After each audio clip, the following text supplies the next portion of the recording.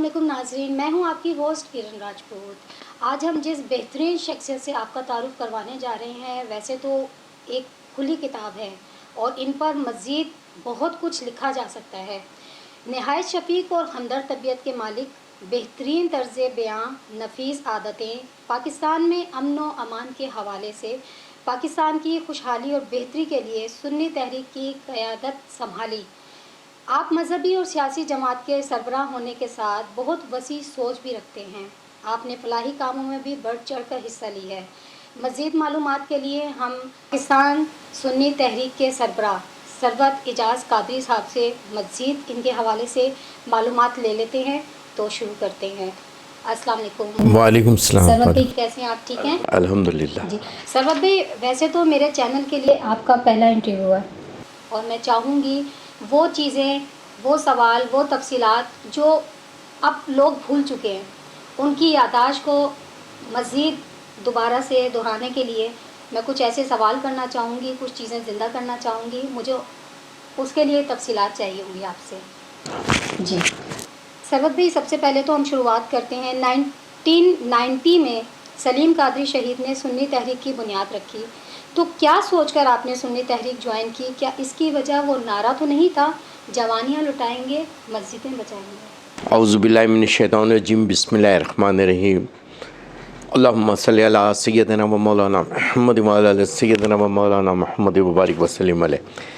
سب سے پہلے تو میں آپ کے چینل کا، آپ کا اور آپ کی ٹیم کا شکریہ ادا کرتا ہوں کہ آپ تشریف لائے قادری ہاؤس پہ، اور انشاءاللہ تعالی ہماری یادوں کو شیئر کرنے اور ہماری ان یادداشت کو دوبارہ ریویو کرنے کے لیے یقیناً ایک ہمارے لیے بھی ایک اعزاز ہے کہ ہم آپ کے ذریعے سے اپنی بات، اپنی یادداشت کو دوبارہ سے شیئر کریں۔ اور یقیناً جو سوال تھا، آپ نے کہا جوانیاں لٹائیں گے، وہ جوانیاں لٹائیں گے مسجدیں بچائیں گے، یہ ایک نعرے کے تحت اصل مسئلہ یہ تھا کہ پاکستان سنی تحریک بنی کیوں، سن 1990 میں اس کی بنیاد کیوں رکھی گئی۔ میرے قائد محترم محمد سلیم قادری شہید رحمۃ اللہ علیہ نے اس کی بنیاد رکھی اپنے رفقا کے ساتھ مل کر۔ لیکن ایک صرف آپ سب کو، کیونکہ ہم اس وقت ریویو کرنے جا رہے ہیں چیزوں کو، تو اس کا مقصد، اس کا ایم، اس کا کیا تھا مشن، وہ یہ تھا کہ اس وقت دہشت گردی عروج پہ تھی۔ اگر آپ کو یاد ہو کہ 1980 کی دہائی سے لے کر اور یہ 90 تک آپ نے دیکھا ہوگا کہ ہر طرف افراتفری تھی، دہشت گردی تھی، بم دھماکے تھے، کسی کی عبادت گاہ محفوظ نہیں تھی، نہ ڈاکٹر، نہ پروفیسر، نہ انجینئر محفوظ تھے، نہ اسکول کے بچے محفوظ تھے۔ تو ایسے میں میرے قائد محترم نے اپنے رفقا کے ساتھ جب اس کی بنیاد رکھی، اس کا مقصد یہ کہا تھا کہ یہ پاکستان، نظریہ پاکستان اسلامی جمہوریہ پاکستان ایک فلاحی ریاست کے طور پہ ابھرا تھا، اور دنیا کی دوسری بڑی ہجرت تھی جو مدینہ شریف کے بعد پاکستان کی ہجرت تھی۔ اس کا بنیادی مقصد یہ تھا کہ ہم اپنے فلسفے کے مطابق، ہم اپنے کلچر کے مطابق ہم اپنی زندگیاں گزاریں، لیکن انٹرنیشنل اسٹیبلشمنٹ کے تحت اس پاکستان کو بننے سے لے کے اب تک وہی سازشیں جاری اور ساری ہے کہ اس ملک کو لڑاؤ، زبان کی بنیاد پہ، رنگ کی بنیاد پہ، مذہب کی بنیاد پر۔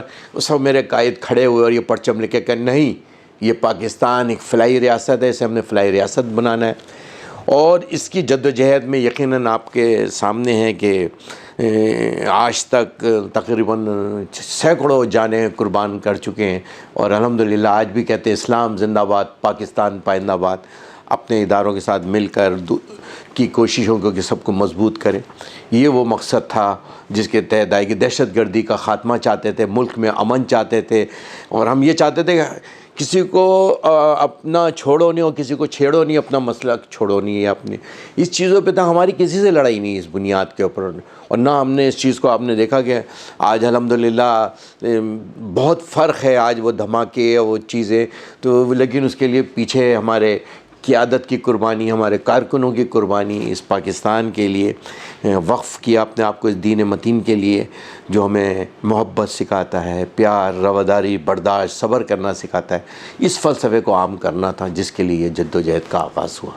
جی سرورت بھائی، 11 اپریل 2006 12 ربیع الاول کا دن نشتر فاطمہ ثانیہ، جس میں سنی تحریک کے قائد مولانا عباس قادری، مولانا اکرام قادری، مولانا افتخار بھٹی، ڈاکٹر قدیر، حاجی حنیف بلو، حافظ محمد طارق سمیت 49 لوگوں کی شہادت کے بعد آپ کو 6 رکنی کمیٹی کا سنی تحریک کی قیادت سونپی گئی۔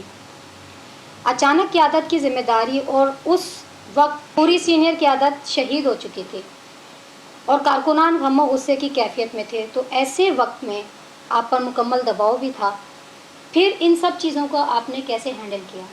تو پیر و مرشد کی دعائیں تھیں، میرے پیر و مرشد نے بڑا ایک دین پہ چلنے کا طریقہ بتایا تھا کس طرح ہے، اور پھر جس کمپنی میں جاب تھا میری، ایک انٹرنیشنل کمپنی میں جاب پہ تھا جیپنیز کے ساتھ، 2006 میں نے اس کے بعد ریزائن کیا تھا جب میرے دوستوں نے کہا یہ ذمہ داری آپ نے سنبھالنی ہے، اور آپ کو پتہ ہے اس وقت کا کتنی آزمائش والا دور تھا، پوری سینئر قیادت شہید ہو چکی تھی، اور امیر شہدائے میلاد مصطفیٰ محمد عباس قادری شہید رحمۃ اللہ علیہ اور ان کے رفقا دنیا سے رخصت ہو چکے تھے۔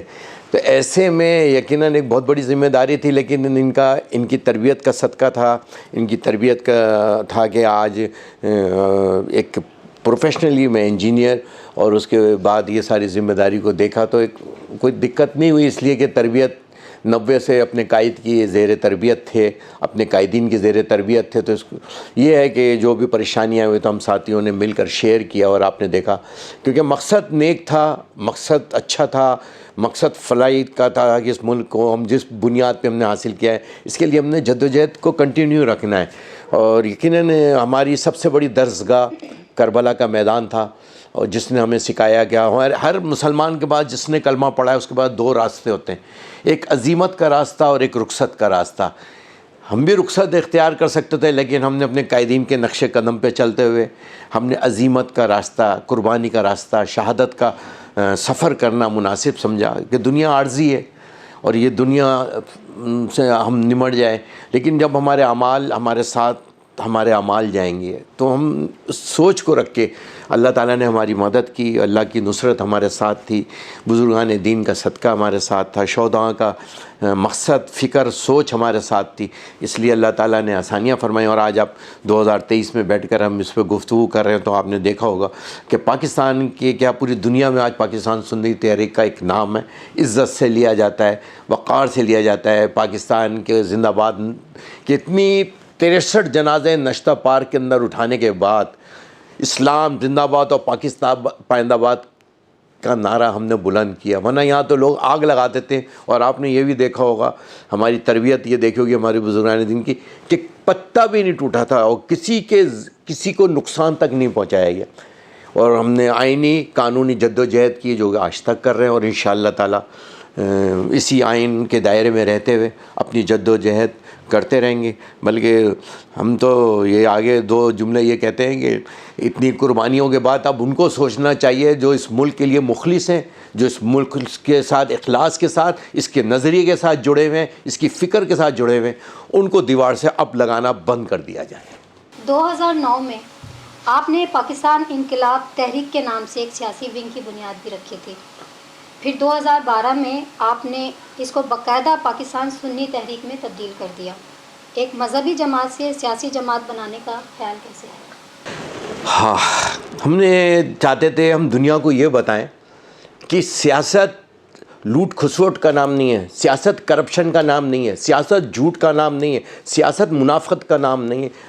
ہم نے کہا آقا کریم کی سنتوں کے مطابق چلتے ہیں، جیسے خلفاء راشدین کا نظام آیا، اور ہم نے دنیا میں جب حکومت کی، جب ہمارے پاس خوف خدا اور محبت رسول تھا، عشق رسول تھا، تو ہم نے جب اس نظریے کے ساتھ چلے تو ہمارا یہ ہوتا ہے کہ یار سیاست کو ہم عبادت بھی تو بنا سکتے ہیں، سیاست کو ہم خدمت کا ذریعہ بھی بنا سکتے ہیں، سیاست کو ہم اپنی نجات کا ذریعہ بھی بنا سکتے ہیں۔ سیاست کی عبادت کرنے کے لیے یقیناً ہمیں تکلیفیں بھی ہیں، آزمائشیں بھی ہیں، ہم ہو سکتا ہے بہت سے لوگوں کے امتحان میں بھی پورے نہیں اترتے ہوں، اور یہ لیکن اپنی جدوجہد ختم نہیں کریں گے، یہ جدوجہد رہے گی، یہ ہمارے لیے M N A M P A کی سیٹوں کے لیے نہیں، عوام کی خدمت کے لیے۔ اسی لیے ہمارا نعرہ یہ ہے کہ اسلامی نظام کا ہے نفاذ، عدل، تعلیم، امن و امان۔ ان تیجوں یہ دیکھ لیں آپ 75 سال کے بعد ہم بھیک مانگتے پھر رہے ہیں دنیا میں، جبکہ اللہ تعالیٰ نے ہم میں ہر وسائل ہمارے پاس ہے، دنیا کے سارے موسم ہمارے پاس ہیں، دنیا کی ساری فیسلٹیز ہے، لیکن اگر نہیں ہے تو آج اس پاس اچھی قیادت، اچھی لیڈرشپ نہیں ہے، جو کہ قائد اعظم رحمۃ اللہ علیہ کے بعد وہ ہم سے رخصت ہو گئی۔ اس کے بعد ہمیں لیڈرشپ نہیں ملی، اور اس کے لیے ہم جدوجہد کر رہے ہیں۔ اخلاقیات کا قید ہے، کرپشن عروجوں پہ ہے، اور جن کی عیدیں، جن کے اسکول، جن کے بچے، جن کے گورنمنٹ دورہ معیار ہے، ڈبل اسٹینڈرڈ ہے کہ اشرافیہ کے لیے نیا دوسرا نظام ہے، ہمارے لیے اور ہے، غریب کے لیے کچھ اور ہے، اس کی تعلیم اور ہے، ہمارے لیے تعلیم اور ہے، اس کے لیے صحت اور ہے، ہمارے لیے صحت کا نظام اور ہے۔ یقیناً اس جدوجہد کرنی ہے اور کرتے رہیں گے انشاءاللہ تعالیٰ، جتنی زندگی اللہ نے دی ہے انشاءاللہ، اس ملک کی بہتری، اس ملک کی بقا اور اس ملک کی سلامتی کے لیے۔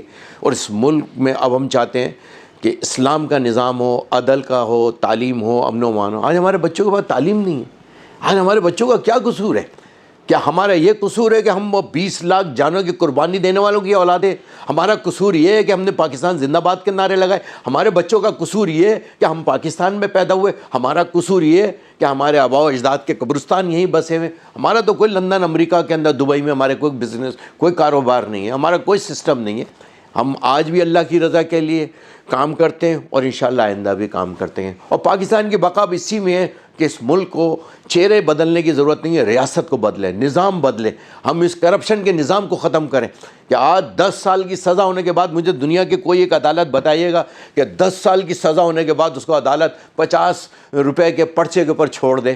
ہم یہاں ہمارے بچے تڑپتے تڑپتے مر گئے، اپنے ماں باپ کی زیارت نہیں کر سکے، اس لیے کہ ان کے لیے قانون اور تھا، اور امیروں کے لیے قانون اور ہے، اشرافیہ کے لیے قانون اور۔ اس نظام کو بدلنا ہے، اس کے لیے ہر پاکستانی کو، ہر مسلمان کو جدوجہد کرنی ہوگی، اس پاکستان کی بقا اور سلامتی کے لیے۔ سرحد بھائی، 16 سال گزر گئے، نشتر پارٹ کے ملزمانوں کے ابھی تک چہرے واضح نہیں ہو سکے، کیا وجہ ہے؟ ہمارے سامنے تو چہرے واضح ہیں، ہمیں سب پتہ ہے، لیکن ہم نے یہ دیکھا ہے لیاقت علی خان مرحوم سے لے کر آج تک، مجھے بتا دے، جو طاقتور میں تھے، طاقت کے اندر ہیں، جو اسمبلیوں کے اندر ہیں، جو پرائم منسٹر کے ہوتے ہوئے اس کا بھائی قتل ہو جاتا ہے، وہ اس قاتل نہیں تلاش کر سکے، پھر سب ملک کا صدر ہوتے ہوئے اس کے وزیر اعظم، اس کی بیوی کو دن دہاڑے پنڈی کے اندر گولیاں مار دی جاتی ہیں، اس کے قاتل نہیں پکڑے گئے۔ یونائٹڈ نیشن لاکھوں کروڑوں روپے، ان کی تو حکومتیں ہیں، سندھ میں ان کی 17-18 سال سے یہ حکومتوں میں بیٹھے ہوئے، اپنے قائد کے قاتل نہیں تلاش کر سکے آج تک۔ تو میں اور آپ کی، ہم تو غریب، ہم متوسط طبقے سے تعلق ہے، ہمارے قاتل کہاں سے مل جائیں گے؟ ہمیں پتہ ہے، ہم نے ابھی تک اس طرف گئے نہیں کہ ہم اپنا بدلہ لیں خود، یہ قانون شریعت بھی اجازت دیتی ہے اپنا بدلہ لینے کی، لیکن ہم نے ہمیشہ اس پاکستان کے آئین کے اندر رہتے ہوئے جدوجہد کی، اور انشاءاللہ آئندہ بھی اسی طرح کریں گے۔ یہی تو سب سے بڑا المیہ ہے۔ اگر آج آپ 4 بندوں کو لٹکا دیں، آج آپ مجھے بتائیں، دیکھیں بات آپ نے ایسی چھیڑ دی ہے اس وقت کہ ویسے ہی اکثر میں لوگوں سے کہتا ہوں ہمارے تو بریک فیل ہے، تو لہٰذا ہم تو کہیں بھی گاڑی ٹکرا سکتے ہیں نا اپنا۔ تو یہ ہم نے بہت اذیت اٹھائی ہے، بہت تکلیف اٹھائی ہے اس پاکستان کے لیے۔ ہم وہ 20 لاکھ کی قربانی دینے کے بعد سمجھے تھے، 20 لاکھ جانوں کی قربانی پاکستان بنتے ہوئے دی تھی، ہم سمجھے تھے پاکستان میں امن ہوگا، تعلیم ہوگی، اچھی صحت ہوگی، اچھا نظام ہوگا، انصاف کا بول بالا ہوگا۔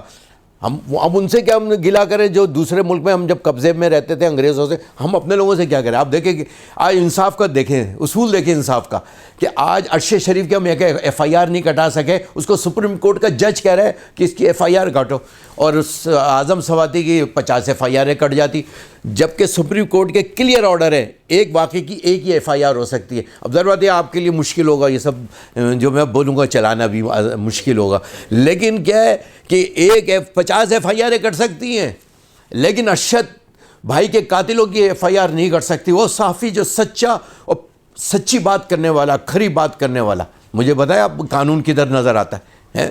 میرے لیے ایک ایف آئی آر نہیں ہے، اس کے لیے 50 ایف آئی آریں ہیں۔ چلو بھائی، اچھا پولیس کے پاس ویسے دھکا لگانے والی گاڑیاں ہیں، لیکن اس کو جہاز، اس کے لیے پولیس والے بھی مزے آ رہے ہیں، ان کو بھی روز ایک جیٹ طیارے میں، کبھی سکر، کبھی کوئٹہ، کبھی بلوچستان، کبھی پاکستان زندہ باد، پاکستان پولیس زندہ باد، پاکستان زندہ باد۔ اگر میں آپ سے پوچھوں، مولانا بلال قادری سے زندگی میں کبھی کوئی اختلاف رہا آپ کا؟ علامہ بلال سلیم قادری جو ہیں وہ میری جان ہے، میرے شہداء کے بچے میرے سر کا تاج ہیں، اور یہ گھروں میں ہوتے ہیں معاملات، اختلاف ہو جاتے ہیں، لیکن اللہ تعالیٰ سب آسانی کرے گا انشاءاللہ تعالیٰ۔ ہمارے شہزادے تھے، ہمارے شہداؤں کے، ہمارے قائد کے بچے، انشاءاللہ وہ ہمارے ہمیشہ قائد کے بچے اور شہزادے رہیں گے، انشاءاللہ سب مل کر بیٹھیں گے۔ انہوں نے آگے جا کے سب سنبھالنا ہے، ان لوگوں نے ہی سنبھالنا ہے۔ ہم اب تو بوڑھے ہو گئے ہیں ویسے بھی، تو لہٰذا زندگی نوجوان نسل ہے، ہم چاہتے ہیں ان کو ایک اچھا ایسا مضبوط پلیٹ فارم دے کے جائیں، مضبوط پاکستان دے کے جائیں، اچھا چلتا پھرتا پاکستان دے کے جائیں۔ یہ جو لنگڑا لولا پاکستان اس وقت جہاں پر یہ ہمارے اشرافیہ کے لیے ہے، کل وہ آگے تقریر کر رہے ہیں، وہ 4.5 سال نہیں آئے ان کو، اپنے ابا نے یاد نہیں آیا، اپنی اماں کا جنازہ بھی انہوں نے کوریئر کے ذریعے بھیج دیا تھا، اور لیکن ابھی انہیں پاکستان ہے نا، ابا بیٹھے ہوئے تو چلو بابا سب چلے گئے، یہاں تو یہی چکر ہے۔ تو اللہ تعالیٰ ہمارے سب اباؤں کو بھی سلامت رکھے۔ سرورت بھائی، میں چاہوں گی کہ پاکستان سنی تحریک کا ایک دفعہ پھر آپ منشور ہمیں بتائیں۔ پاکستان سنی تحریک کا بڑا سمپل سا منشور ہے۔ پہلا تو ہمارا نعرہ یہ ہے، اسلامی نظام کا ہے نفاذ، عدل، تعلیم، امن و امان۔ عدل آ جائے گا نا، آپ یقین مانیں جس دن انصاف ملنا شروع ہو گیا، میں دیکھتا ہوں کس گلی کے اندر کوئی کرپشن کا، کس منسٹر کے اندر دم ہے، کہ آج چائنا نے اپنے بڑے بڑے منسٹروں کو، بڑے بڑے عہدوں پہ لوگوں کو، انہوں نے 2 منٹ کے اندر 1 گولی خرچ کی ہے صرف، اور ان کو گلے میں پورا ان کا مال نامہ ڈالا اور اس کے 1 گولی ماری۔ اس گولی کے پیسے بھی ان کی فیملیوں سے لیے ہیں کہ یہ گولی گورنمنٹ کی گولی ہے۔ آج ہماری یہ سوچ کدھر ہے؟ یہاں تو پورا پاکستان کھا گئے۔ یہ تو ان کے ہاضمے بھی بڑے اچھے ہیں، ہمارے تو ہاضمے بھی اچھے نہیں ہیں۔ ہمارے سیاستدانوں کے ہاضمے حافظے دونوں بہت اچھے ہیں۔ جب چائے نہ لے جائیں تو کھا جاتا ہے پورا پاکستان۔ کھا کے دیکھا کبھی آپ نے کوئی بندہ بیمار ہوا، کوئی اسپتال میں بد ہضمی ہوئی، کوئی ہیپاٹائٹس سی ہوا؟ ان کو کچھ بھی نہیں ہونا، انہوں نے یہ پکے پکائے ہیں۔ کھاؤ پیو مک مکاؤ مٹی پاؤ، بس یہ پاکستان اسی پہ چل رہا ہے۔ پاکستان زندہ باد۔ سرورت بھائی، مذہبی جماعت سے سیاسی جماعت تک کے سفر کو آپ نے کیسا پایا؟ اس زندگی میں گزرے ہوئے نشیب و فراز کیا کیا چیزیں فیس کی، اس کو بتائیے گا۔ اصل میں سیاست میں بھی آنے کا مقصد یہی تھا، ایک تو ہم چاہتے تھے اس نظام کو بدلیں، لیکن جو مذہب و سیاست کوئی الگ چیز نہیں ہے۔ حضرت فاروق اعظم نے کیسا عدل کا نظام بنایا؟ فاروق اعظم کے دور میں 24 لاکھ مربع میل، 22 لاکھ مربع میل، تاریخ میں مختلف روایتیں پہ انہوں نے اپنی حکومت قائم کی۔ آپ دیکھیں کہ یہ جو ٹیکس کا نظام، پولیس کا نظام، یہ سارے نظام کہاں آئے تھے؟ آج انگلینڈ کے اندر یہ جو الاؤنس ملتا ہے بچے کو، جو ایک دودھ کا الاؤنس ملتا ہے بچوں کی، انہوں نے ایک الاؤنس رکھا ہوا ہے بچوں کے لیے، وہ کہاں سے آیا؟ فاروق اعظم سے۔ بلدیہ کا نظام کہاں سے آیا؟ فاروق اعظم سے۔ فوج کا نظام کہاں سے آیا؟ فاروق اعظم سے۔ چھاؤنی بنانے کا طریقہ، پولیس کا طریقہ، عدالت کا طریقہ، جسٹس کا طریقہ، یہ سب کہاں سے آیا؟ یہ ہمارے یہی مذہبی لیڈر تھے نا، ہماری یہ خلفاء راشدین کا نظام تھا نا۔ یہ دیکھیں جب انہوں نے سلطنت عثمانیہ بنی 650 سال حکومت کی تھی، گھوڑوں کے اوپر ان کی شادیاں ہوتی تھیں، گھوڑوں کے اوپر ان کی جنگ رہتی تھی ہر وقت، یعنی کہ جد و جہد میں تھے، جد و جہد، 650 سال جد و جہد کی، 650 سال حکومت کی۔ کوئی کسی وہ چرچ کے اندر بھی گھنٹیاں بجتی تھی، ہندو کا مندر بھی چل رہا تھا، مطلب ہر چیز تھا، ہر ایک سب کو عبادت کرنے کی اجازت تھی، کسی کے اوپر کوئی قدغن نہیں لگی ہوئی تھی۔ آج ہم سارے قانون بنانے کے بعد بھی آج ہم بتائیں آج ہم کہاں پر ہیں 2023 کے اندر؟ لیکن اس وقت بھی پاکستان الحمدللہ، میں چیلنج کے ساتھ کہتا ہوں پوری دنیا کا وزٹ کر لیں، میں نے بڑی دنیا دیکھی، اور لیکن جو نظام میں نے پاکستان میں دیکھا یہ لیڈرشپ کو ہٹا کے، وہ یہ کہ ایک دوسرے کے لیے اچھا سوچنا، ایک دوسرے کو عزت دینا، انسانیت ہے ابھی یہاں پر، باقی تھوڑی بہت لیڈرشپ میں نہیں بات کر رہا، میں پبلکلی بات کر رہا ہوں۔ پبلک چینج چاہتی ہے، لیکن پبلک کو چینج نہ اپنی 2 انگلیوں کا استعمال کرنا پڑے گا۔